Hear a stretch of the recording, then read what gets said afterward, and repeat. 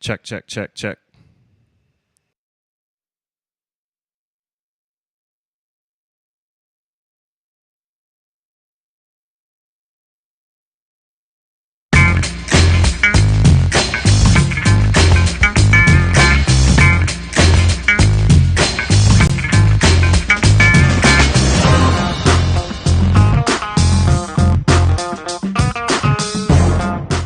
It's a beautiful day in the neighborhood. Beautiful day in the neighborhood. Would you be mine? Could you be mine? Would you be my neighbor? When I say it's a beautiful day, I really mean it. Everybody who's at the seven last words right now, it's noontime. Traditionally, in a lot of churches, by noon, you have gotten to the seventh word. Some churches, the lights go dim, or at least a little darker, and you remember Jesus' words on the cross. So, to all of you who are not at church and you're listening to me, we have our little moment of those of you who believe in the Christian faith of Jesus dying on the cross. This is a special time right now as the major religions in the United States, if not across most of the world, from those who are Muslim to those who are Jewish to those who are Christian, all celebrating or in some way remembering. And so this is the only time of year where all three come into a place of their holiest weeks, part of their holiest week. So respect to all, and a lot going on this week, but it is very, very nice here in Buffalo. Sun is out. Let me see. Temperature is still chilly, but we only about 40 degrees, but you wouldn't know it from looking outside because I just went outside with no coat on. But went over to my favorite tire place, Ben's. I told you I'm gonna keep promoting businesses that stay in our community and keep them in business. So got a slow leak, went over to Ben's, make sure it's all right. So I've been kind of pressed into using technology today. Usually I will go through and print everything that I'm going to be talking about, but my printer wasn't working properly. So I have some things, and probably is not a bad thing. Necessity is the mother of invention, and also in challenging the mind. But so much that went on in the last couple of days. Of course, you know that the former president was indicted, was in New York, came in on his private jet. They treated him like, I guess, anybody else indicted, because Secret Service, when he came out of those doors, was not the ones around him. It was the police from the courts. I have a lot of opinions on that, but I'm not going to spend this show on Donald Trump today. But I know that probably the vast majority say good, good, good. I'm just going to say this. You got to remember, as you set precedent, that what's good for the goose is good for the gander. Yeah. And I think that right now this country is going in a bad direction.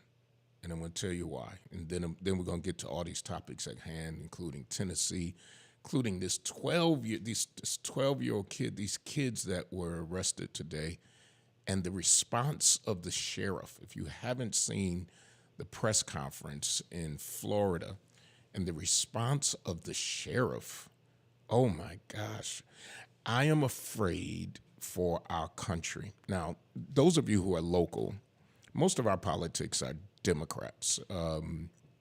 The only local government that is kind of split with Democrats and Republicans are the county. Yep. Our city is all Democrats. So a lot of times we don't really maybe locally get what's happening. Now the reason I want to talk a little bit about this today is because we got, for lack of a better term, we got conflict right now with Russia. Talking about the United States, we have a conflict with China. And we are going to have, as another nation joins NATO, and I'm not going to try to get too deep, we're going to have more conflict with Russia. So we have conflict with all of these countries. We have, and I know it's not our country, but it is a country in turmoil. We got Haiti going on, which we ain't really doing nothing for Haiti. We don't talk about that at all. Don't nobody talk about Haiti. Just really getting back some relations with Africa. So you got Haiti, and I've been to Haiti, and if you've never been to Haiti, in its good times it's bad. In its good times they suffer. But right now there is gang violence. They have basically obliterated the police department in certain areas and taken over. And of course there is no response to an African nation. There is no response. There is no response. I get it, and I'm all 100% toes down for Ukraine. I do believe what's happening in Ukraine is wrong. But what I have seen is we split up in America, and we're gonna need each other in a minute, because if there's a war, I keep saying it's not gonna be World War I or II the same way. Right. It's going to be in these computer systems. It's going to be with warfare in our health. And if we're not unified enough, because right now our country is split Democrat and Republican. And yes, I am I'm a Democrat. However, I think that when you're elected, the Democrat and the Republican stuff, okay, you believe, you got your beliefs. Now, I'm going to say this. I don't believe in everything that the Democratic Party believes in, period. I just don't. There are ways that I think that they go wrong, but I don't believe everything that the Republicans do is horrible either. There's this kind of, I think you got to, I'm not saying you have to master the middle on this, but you got to have some common sense. And then in politics, there's always give and take. Unless you are the majority and you take advantage of that, like we see in Tennessee. Yeah, and I've been saying lately that really, and after reading a book, it said most African Americans are really more conservative in a lot of their beliefs with economics and education and everything like that. It goes back to the Booker T. Washington and W.E.B. Du Bois. But I've been using the diagram of our bodies, and right now, a lot of the noise gets put in the far right and the far left. But most of this country is elbow to elbow, like where you just bring you down a little bit. Okay. Where you are? So most of the country is from elbow to elbow, where it's like, okay, we're, like you said, we're Democrat, but I do have some conservative views. Or I'm Republican, but I have some liberal views. Yes. And most people, like you said, want to live in that middle. And honestly, that's why Joe Biden won, because he's spent 50 years mastering the middle. Absolutely. And now it is just this horrible, I'm Democrat, so I'm going to vote against everything Republicans want, and I'm Republican, so I'm going to vote against everything the Democrats want. And who's suffering is the people. Because, I can go through a list of things that I agree with Republicans.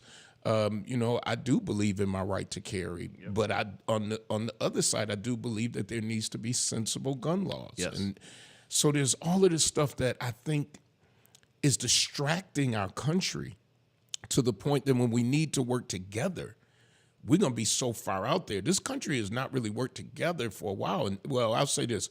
COVID brought a whole different level of we got to work together.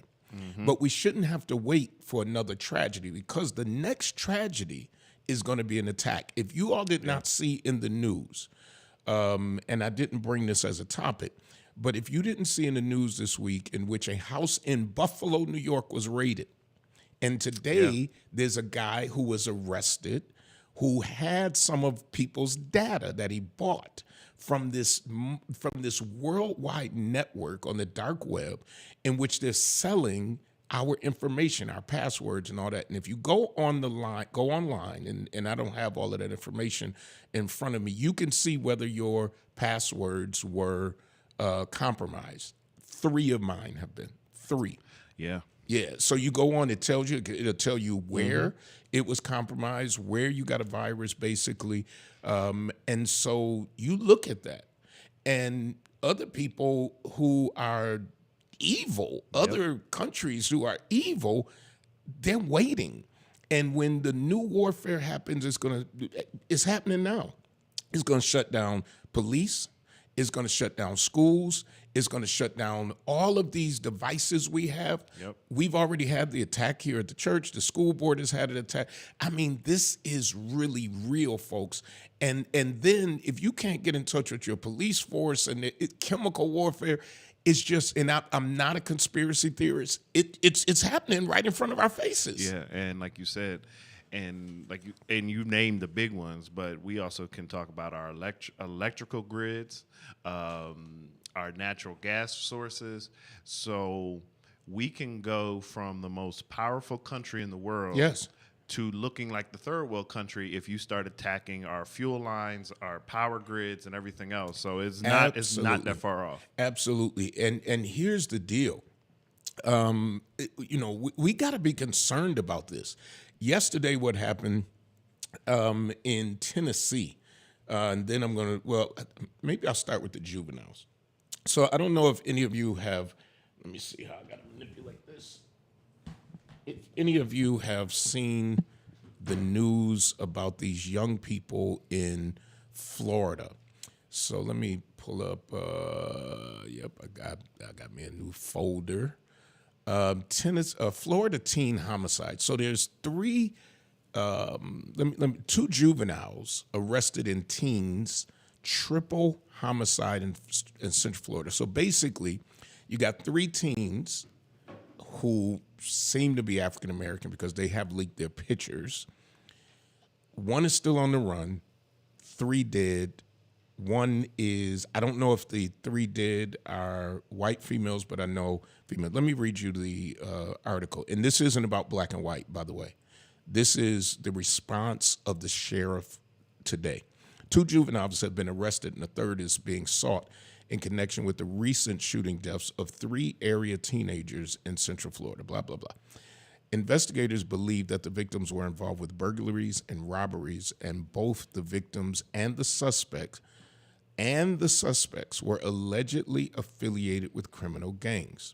Basically, in simple terms, there's no honor among thieves. Wow. End quote, Woods said at a press conference. Now, this is the sheriff, Billy Woods. He says, at some point, these 3 individuals turned on our 3 victims and murdered them. Woods said the suspects left behind a trail of evidence. Quote, not only are the victims juveniles, but the murderers are juveniles as well. On March 30th, 16-year-old Layla Silvernail was found on the side of the road in Forest Lakes Park area. She later died in the hospital. The next morning, shortly at 8 a.m., deputies responded to a second report of a person on the side of the road and found 17-year-old male who had been fatally shot. So it was a male. The 3rd victim's body was discovered on Saturday. The 2nd and 3rd victim have not been named. Investigators believe the trio, who had been in a 2015 Chevy Cruze belonging to Silvernail, to the 16-year-old. The car was found partially submerged in the lake, blah, blah, blah, blah, blah, blah, blah. Now, here's the deal. This morning, the sheriff, now you got to know, sheriffs in Florida have a lot of power. They have a lot of power. And this sheriff goes off about gun control. He goes up and tells more, like you had lawyers afterward going, he's just ruining the case.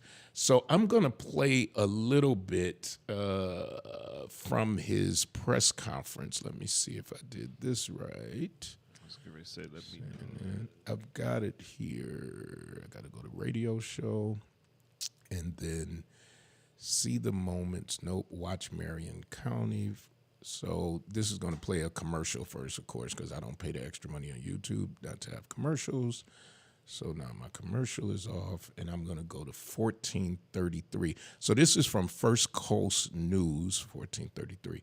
And what I'm going to take to you is how he's talking about. Now, one of the kids who was arrested is 12 years old. I'm going to take you. Let's see if I can do this. You got the feed? You ready? Yep. My guys and girls. I'm all the way up in volume. Expand it for me. I didn't do a damn thing, but they stepped up to the plate. And yes, you put in, who are truly amazing. I'm sorry. Now, this one's going to come a shock to you. That includes you, the media. I'm going to take you to what is the You problem. helped us. He asked the question, what's the problem in our community? I know each of you in the media here and viewers out there probably heard us in law enforcement or even in community events talk about what is the problem. And I'm gonna go ahead and address the first thing that I know it's gonna come up. Because there are individuals out there viewing, and to include some of you media, that want to blame the one thing Now listen to this. has no ability or the capacity to commit the crime itself. And that's the gun. These individuals committed the crime. And what's the solution? I wish I could give you that answer, because this world would be a whole lot better. But the fact is, society fails it. We do not hold Listen to this. our juveniles accountable. We don't hold our adults We accountable. minimize. It's not their just the actions. juveniles. Wow. Let me tell you why I say this. Last night, I had to stare into the eyes of two mothers. So he talks about the mothers, but then I'm going to take you. Now, this is a press conference about a murder, 'Cause when I and saw he last starts night to with two mothers, politicize this. Have So you been able to determine how long they've known each other? short time, now, any attorney would be like, "Oh, shut up." Yeah, pretty much. car burglaries. So you say they got the guns from Carver? Like you giving the whole any district, any Right. prosecutor would be All freaking the gun out. laws we got in place didn't prevent it, did it? Listen to this. Neither will any new ones. Wow. Because here's the fact, the bad guy's gonna get a gun no matter what law you have put in place. These juveniles shouldn't even possess a handgun, I agree. but they did. And I'll go back to you, add your question. A simple burglary, as some people will say, but I don't consider anything simple when it comes to a burglary. The law allows me, I'll plaster their face up on this page, up on my page, up on media, I will hand it out if the law 12 years allows old. me. 12 Because years. parents have the right to know who their kids are hanging out with in preventing this. So I'm going to fast forward to where he blames I personally the school didn't see- district. You show up. Yes. They were very surprised we showed. The next morning after the murder. What were the charges on that? And an affray at the school. Whoa, that's what I call a light bulb coming on right there. Remember I just talked about minimizing and holding students accountable? Our school districts, not just here, I'm not gonna point out just mine, school districts across this state and across this nation need to quit minimizing the actions of their students. Wow. Hold them accountable. Yeah, we That's really where want to the move to failure that tone. So finally, and then we'll talk about it. He really becomes really unhinged after a while, and I got it. So this is a interview back in his Like I office told you afterward. in the press conference here, these two parents were exceptional, and it broke my heart to be for them. But the majority of the time when we're dealing with juveniles, Listen to this. parents are, well, they're not being parents. They want to be best friends. Don't be a best friend. Be a parent. You're not doing any good to your kid. Listen, go search their room. You know, I will say this, the mothers were shocked that their kids even had a weapon. You know, obviously we can't be everywhere with our kids. I wish I could. A little while ago, and I wasn't going to say anything, and I'm not going to say the media outlet's name. You know, when you So he get goes experts off on on expert witnesses and all of that. So what was amazing to me is how he politicized. Now, I agree with some of this. Yeah. I believe in searching the room. I believe in all that. But how he tried to talk about, we don't need any more gun laws. Well, that's easy for you to say, and to say, you know, it's not the guns, which I agree. Yeah. Guns don't just automatically shoot people. But at the end of the day, where is the compromise? Right. I mean, you went straight Republican of we don't need anything else. It's the parents' fault. It's the school district's fault. It's everybody's fault. He never even included himself. When I talk about this, I say it's all of, you know, we all have something to do with it. But here you are, you the sheriff. And you all are law enforcement, and you're blaming the school district. You say that the parent is the parents because they being friends. Not about the manufacturers. Nope. Not about the fact that we don't. You want to talk about holding accountable. What about the gun manufacturers and sellers who are selling weapons that are for war? Right. And now in Florida, you do. Folks, hear me. I'm bringing you facts and truth. This week in Florida, the governor, who wants to be the president of the United States, signed an act that now you do not need a permit to carry a concealed weapon. Yep. You can go and you can buy it, and they do a federal check. Now, I just had a federal check a few months ago when I bought a new weapon. A federal check is just on the computer. They run your social security number. Yep. They run your name. It goes through a federal database, and if you ain't got no felonies or you ain't got certain things, you done. It takes 15 minutes. This is not, so when you hear them talking about a federal check, this is not a check where, like in New York State, you know, a police officer is going to call your references, you got to take a class. You no longer have to take a class in Florida, which means you're going to have people with guns in their hands who have never shot a gun, and if you've never shot a gun, depending on what kind of gun you get, it can be complicated of knowing when there's a round in the chamber. And if nobody has showed you that, now you're going to have people who will legally be walking around Florida with a firearm who've never been trained about safety. That's crazy. That's crazy because, like you said, it's not even about the training. You don't know if this person needs a background, mental health check. You don't know the temperament of a person. Because you haven't talked to them. The only person they've talked to is whoever they're buying it from. Yeah, that's crazy. And if you buy it from I forgot what the rule is. I didn't. If you buy it from a person, because you know in Florida you can go buy it from your neighbor and get your receipt. But nobody's talked to these folks. That's wild. In the whole, and Florida is not the only state. So now you look at the what the Northerners are doing. So here in New York State, you can barely you can't take a gun in church. You can't take a gun in the grocery store. You can't take. And then you got these southern states, you could take it everywhere. Yeah. So here's my fear, and we know that the shooter from Tops did not come from the South, but he came from the southern tier. At the end of the day, all of these folks, there's going to be a proliferation of guns in Florida and everywhere else. People drive from Florida to New York. These guns are going to end up here because it's going to be easier to get And them. I was going to say, first of all, you ain't even got to go that far. Let's not forget, Pennsylvania is a very purple to red state themselves. So Pennsylvania has some very liberal gun laws as well. And that's only an hour drive from here. So I think we, like you said, we have to be mindful and honestly, Ohio might be next. Ohio is a very purple to red state too.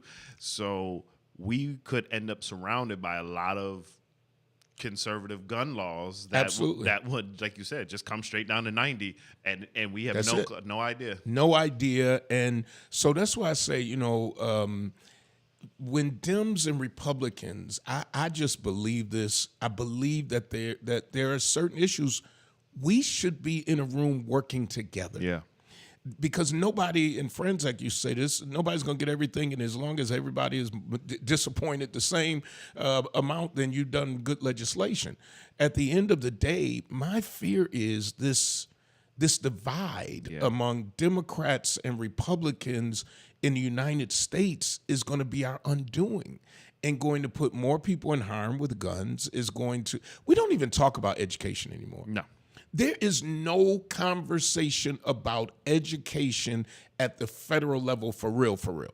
Everything is about funding of wars. Everything is, thank God, the pandemic relief, everything. But there's still our greatest commodity, our greatest jewel, our children, still not talked about. I talked to a parent yesterday who wants to move out of Buffalo but doesn't want to move out of Buffalo because of Say Yes. Yep. Now, that means I got to stay in a place just to get my kid there. That should be across the board. Yeah. That should be, I know we've talked about it before and heard, not on this show, but where your children, high school education ain't enough now, where our children could be educated at least to a bachelor's degree. Yep. And if they go to a public school, just like public school now, that they go for free. Yeah. You shouldn't have to live in a certain area in order to get that. Yeah, and I completely agree, because I think, and the more you start to hear about other countries, it seems like it should be common sense that higher education and healthcare should be like two of the cheapest commodities. Absolutely. Even if it's not all the way free, they should be some of the cheapest commodities that we offer our current generations and going forward. And I think we've let the privatization of corporations and education and healthcare absolutely just let the cost go up and up and up. And then now it looks like it's a Democratic or a liberal thing to say, no, you shouldn't pay $2,000 for insulin. It should be a cap on it. And we can't get in a room and we can't get together. And for one, I'm just tired of, every year is about the presidential race. Mm-hmm. And every year is about whether Trump is going to run again, whether Biden should run again. At the end of the day, they'll go on and they're going to make millions and millions until they die. And what we need here, what we need in neighborhoods, I forever hear people, and the older I get and the freer I get, even locally I hear so much blame on local government. Local government who ain't have no money, local government who has to depend on state and federal money, and the state depends a lot on federal money to send down to local governments. And there's not a lot of conversation there. That's why I'm so proud of these brothers from last night, which I'll get to. But I think we gotta pay some bills. Yep. All right, Station, I'm coming over to you to pay the bills, and when we come back, we're gonna talk about a brother with a bush. We're going to talk about a brother with a bush. We're going live now to the station to pay the bills. When it comes to something as personal as your clothes, you need to deal with somebody you can trust.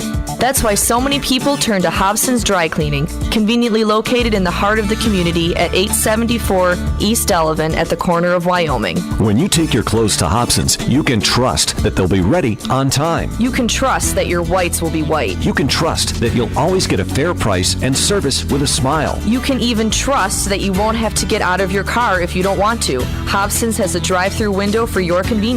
Trust is what it's all about at Hobson's Dry Cleaning. Hobson's Dry Cleaning, your one-stop dry cleaners serving the community for over 30 years at 874 East Delavan at the corner of Wyoming. Call 891-8298. That's 891-8298. Brian K. Lewis Funeral Home has 3 locations to serve you in Buffalo. 347 Peckham, 2258 Bailey Avenue, and Providence Memorial Chapel at 1275 Sycamore. Brian K. Lewis Funeral Homes offers traditional services, and they have services for all faiths. And at Brian K. Lewis Funeral Homes, they have air-conditioned parlors and chapels. Financing is available, as is limousine service. At those difficult moments in your life, Brian K. Lewis Funeral Homes is available where you are with counseling services.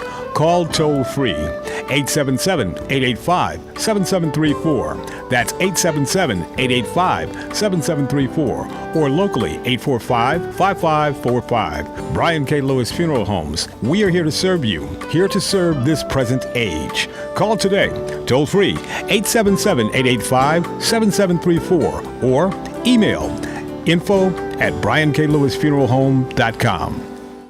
So getting feedback now on thank you to Hobsons and thank you to Brian K. Lewis in your hour of need, Brian K. Lewis. India is on. India says after what happened in Tennessee, seems the path forward is very narrow. Totally agree. Tracy Owens Montgomery says that's the only reason. Now listen to this. Why we're staying is because of the Say Yes program for my grands. I believe it. And that's just, I mean, dang. I think when you look at the trillions of dollars billions of dollars we're able to find for whatever we really want to find it for, and I know the Biden administration is trying to pay tuitions. I personally, I ain't against it for those of you who got tuition. But if I had my choice, we'd be paying tuition for those coming through the pipeline now. Yeah. So that they can go to college, because after 3 years of a pandemic, they are suffering. And if you look, Madai, and I'm only saying this because it's public now.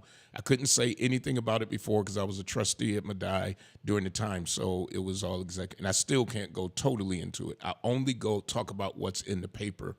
Madai, according to the paper, is being basically taken over by Trocare. Now, one of the things in the article that is being said is because you look at how many kids, enrollment is down in private institutions. Yeah. And now you got kids who are many kids who are not prepared for college. No. And so I think there should be a push. We haven't had a big push for education in over a decade. Yeah. Not on the federal side. Right. It just has not been. And so I just see us kind of self-destructing, and it's based on Democrats and Republicans fighting and not being able to get in the same room and say, let's work together.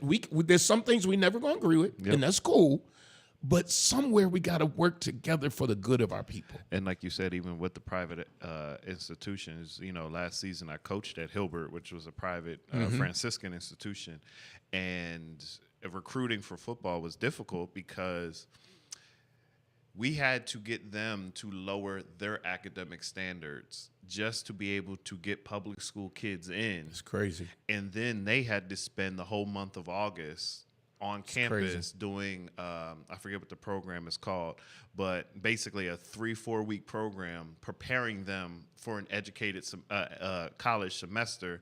But I think their acceptance level was like a 80%. We had to get them to drop all the way to 70 just so we could field a team. So, but then the other hurdle is a private school education, higher education could be upwards $35,000 a year and up. So, but that's what I'm saying. There should be, for me, I think that on the federal side, we should be looking at how do we supplement that. And we shouldn't just wait until college. Right. Right now, there should be so much money going into education, I want to say big ups. I know the school board just did something with having like a pre-K in the Buffalo Public Schools. And I totally agree. And some people say, well, that's competition to CEO. There's no such thing. No such thing. We need as much education for our young people as at least possible. At least the option. Because at the end of the day, if they go to school and they haven't been prepared, we're already behind the 8 ball, period. Yep. I guess I'll shift gears a little bit and talk about, but it's all the same. Because last night, I stayed up and watched it until probably midnight. 2 Tennessee representatives were expelled from their elected seats. Crazy. And one who, so if you haven't been keeping up with this, let me just say it. Let me give you a brief overview. There were 3 representatives on the state level in Tennessee who they felt that the Tennessee, that they needed to really look at gun laws. And of course, they just had a shooting Yep. where people were killed in the school.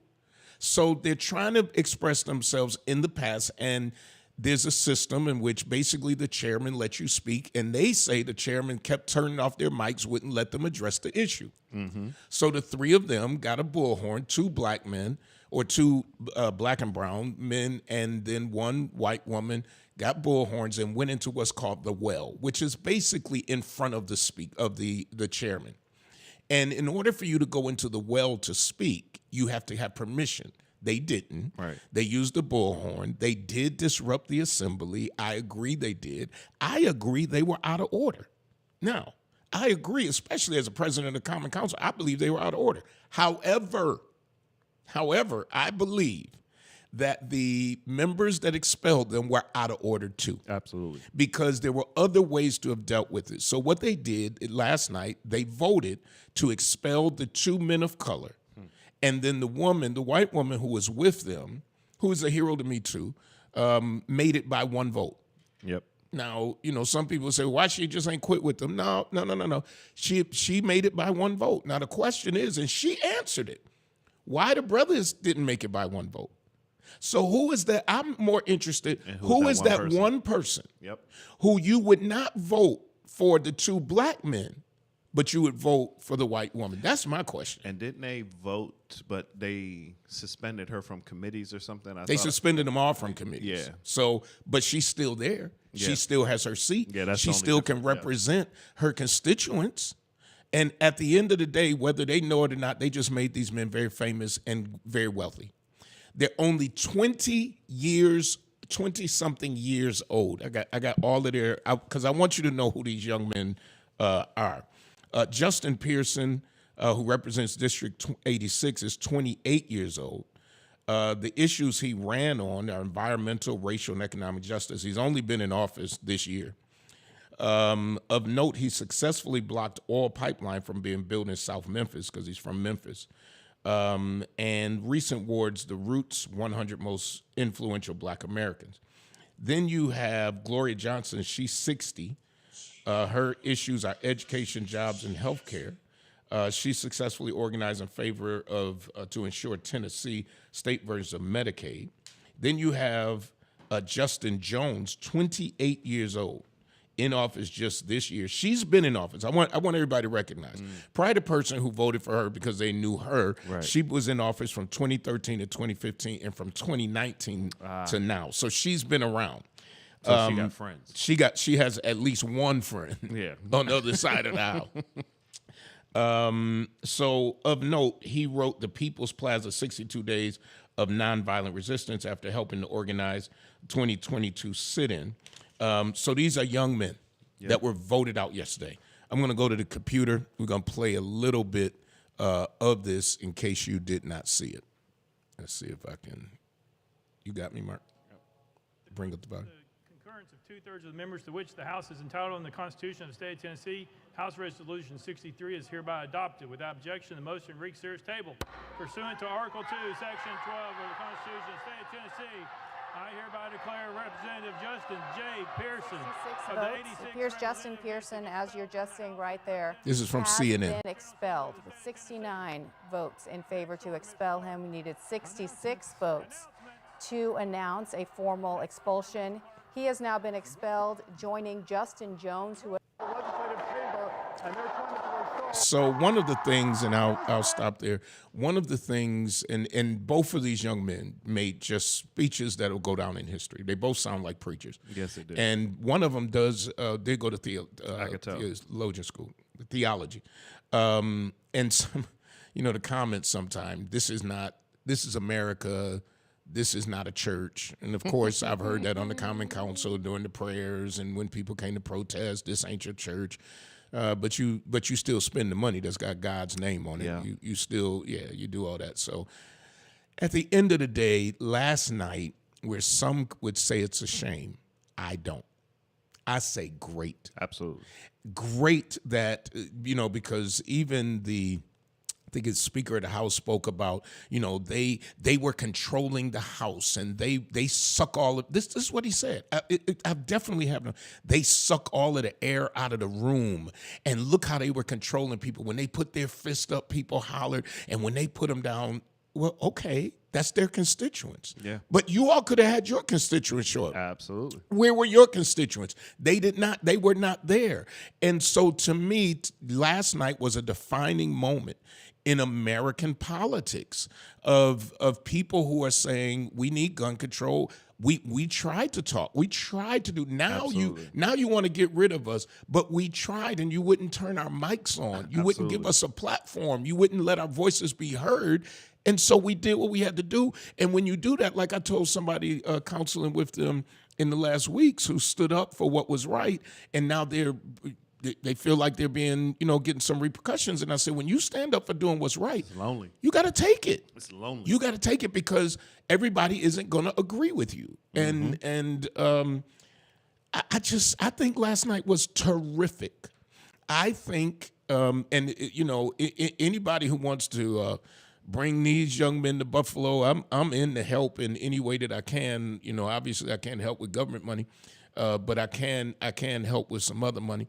But I think that their voices last night were loud and clear. And what was even more clear were those people who voted against them who felt like, and I quote, they take the air out of the room. Well, clearly, I don't think they've been to the former president's rally then, because he can take the air out of any room as well. Yeah, that's a good point. And some tried to compare yesterday to the Capitol riots. How can you? This is what just sinks my boat sometimes. You comparing people breaking in. Yep. You're comparing shots fired.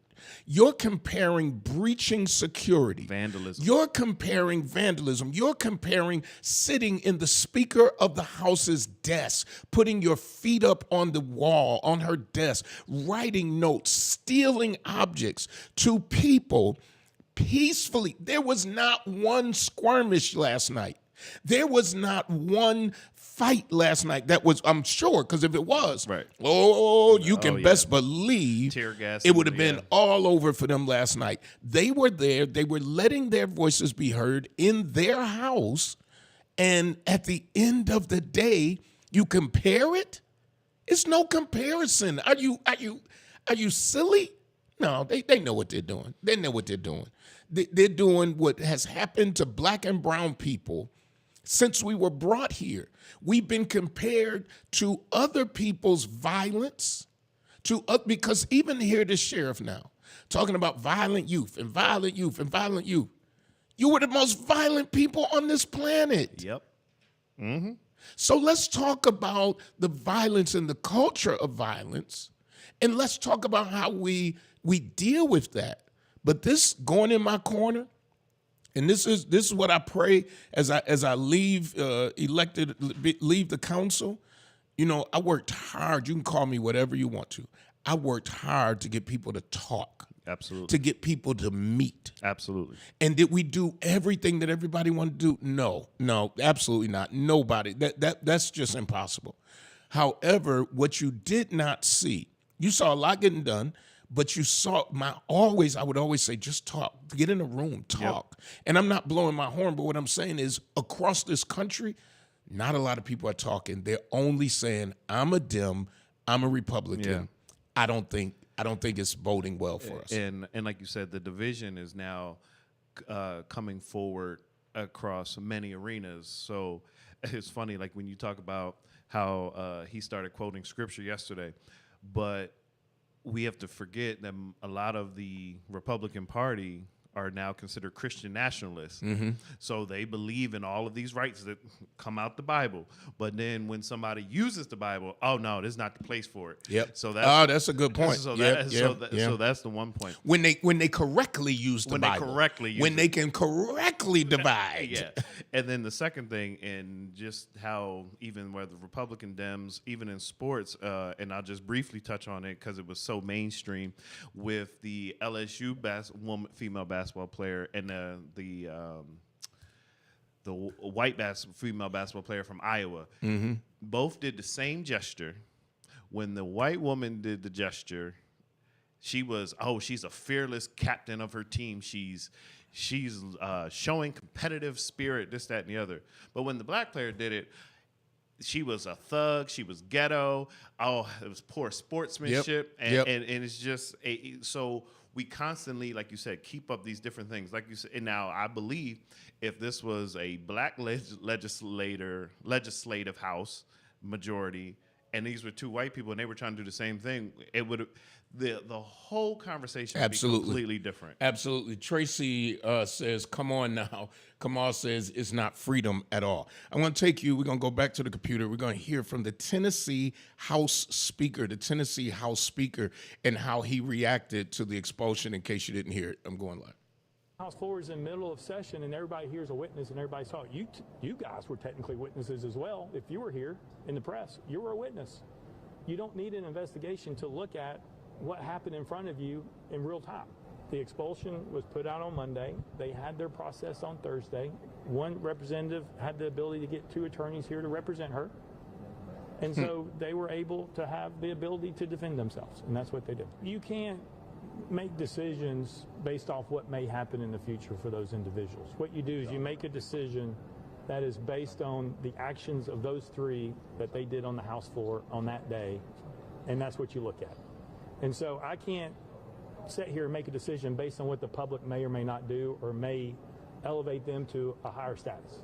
That should not be a decision that I look at. That's not about the process and the procedures on the House floor. That's not about their actions on the House floor. That is outside of what would happen here. I'm concerned about the House floor following the process and procedures that are laid out that you should follow and not having a protest, as it was described over here, on the House floor. I want to let me see if I started late up where he talks about sucking the wind, sucking the air out. Bring me back, Volume. Session and everybody hears a witness. I don't think it was rushed. I mean, what happened on the House floor is in the middle of session, and everybody hears a witness, and everybody's talking. You guys were technically witnesses as well. If you were here in the press, you were a witness. You don't need an investigation to look at. It had to be I'm concerned about the House floor. Yeah, it had to be on a different one. But he talks about that, and when you look at it, I mean, I don't know, and maybe it's just my personality, but I think that right now everybody is just the egos are bigger than the mission. And it's like, we got to win, and I have to win for my party. Yeah. I got to win instead of winning for our people. And I'm just afraid of what the future holds.